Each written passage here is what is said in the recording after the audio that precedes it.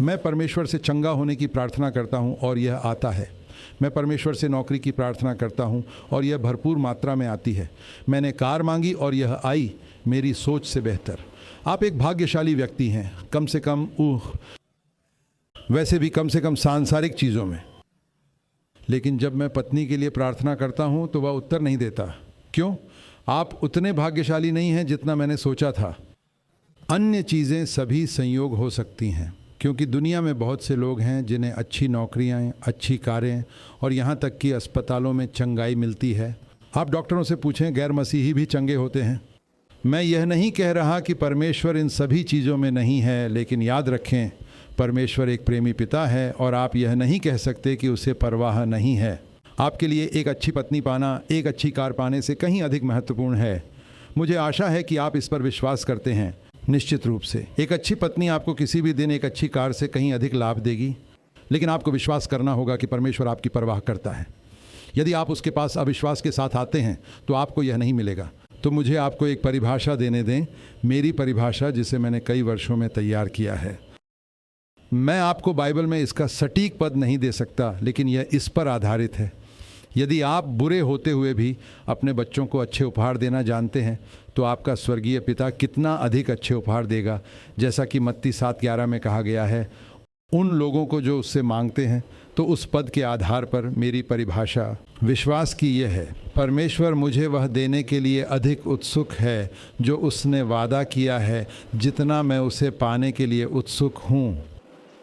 यहाँ अविश्वास की परिभाषा है, मैं परमेश्वर के वादे को पाने के लिए अधिक उत्सुक हूँ जितना परमेश्वर मुझे देने के लिए उत्सुक है। अब मुझे बताओ, तुम्हारे पास क्या है, अविश्वास या विश्वास? आप में से कई लोग कहेंगे कि आपके पास अविश्वास है। आप सोचते हैं कि आप पवित्र आत्मा से भरने के लिए अधिक उत्सुक हैं जितना परमेश्वर आपको पवित्र आत्मा से भरने के लिए उत्सुक है। खैर, कोई आश्चर्य नहीं कि आप कभी पवित्र आत्मा से नहीं भरते, क्योंकि यह अविश्वास है। अविश्वास है, मैं अधिक उत्सुक हूँ, परमेश्वर इतना उत्सुक नहीं लगता। खैर, आप उस दृष्टिकोण को बनाए रखें, आप कभी आत्मा से नहीं भरेंगे। इसे विश्वास में बदलें। परमेश्वर मुझसे अधिक उत्सुक है कि मैं उसके पवित्र आत्मा से भर जाऊं। परमेश्वर मुझसे अधिक उत्सुक है कि मुझे उसके पसंद का साथी मिले। लेकिन जब वह आपको उसके पसंद का साथी लाता है तो यह मत कहो, हे प्रभु, वह मेरे लिए पर्याप्त सुंदर नहीं है। शायद वह आप में यह दृष्टिकोण देखता है, फिर कहता है, परमेश्वर कहता है, मैंने तुमसे हार मान ली है, जाओ और जिसे तुम पसंद करते हो उसे खोजो। मैं यह नहीं कह रहा कि आपको एक सुंदर पत्नी की तलाश नहीं करनी चाहिए, लेकिन किसी आध्यात्मिक व्यक्ति की तलाश करें।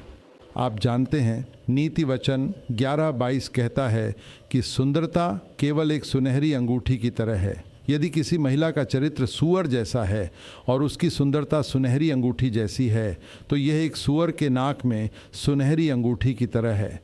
और आप सुनहरी अंगूठी से इतना प्यार करते हैं कि आप सूअर से शादी कर लेते हैं। आपको सावधान रहना होगा। लेकिन यही बहुत से पुरुष करते हैं। लड़का, क्या सुंदर लड़की है, क्या प्यारी सुनहरी अंगूठी है। मेरा मतलब है, चलो भूल जाते हैं कि यह एक सूअर है, मैं इससे शादी करने जा रहा हूँ। यह नीति वचन 11:22 है। यह मेरा विचार नहीं है, यह उदाहरण स्वयं परमेश्वर द्वारा दिया गया है। तो परमेश्वर पर विश्वास करो, वह आपको यह देगा।